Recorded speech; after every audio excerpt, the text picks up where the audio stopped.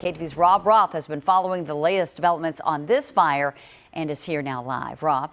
Heather, CAL FIRE's added more firefighters and equipment to tackle the Caldor fire. They say weather conditions have improved from yesterday so far, but the evacuation orders remain very much in place.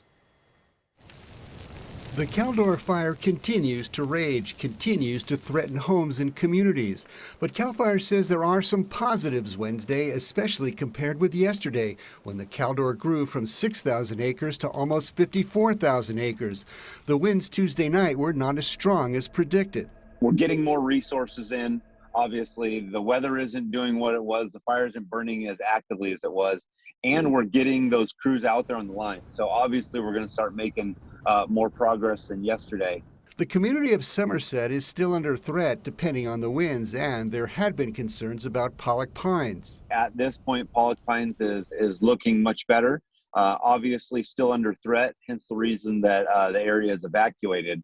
But there is no active fire in the community right now. Many people who live in nearby communities have migrated to evacuation centers to wait. It just tremendously just grew in size. It was crazy. It was scary because there was no warning. The fire has ravaged the small town of Grizzly Flats. It's just devastating.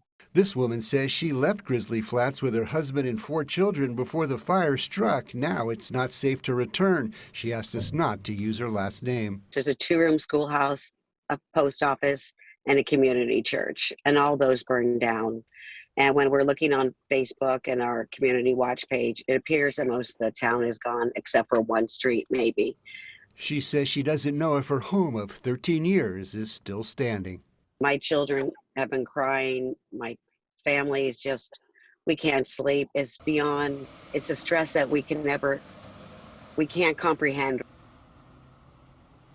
To beef up the response, CAL FIRE pulled fire crews from the massive Dixie fire and sent them to the Caldor fire. And crews were able to start putting in dozer lines, but the big concern is, what will the winds do tonight?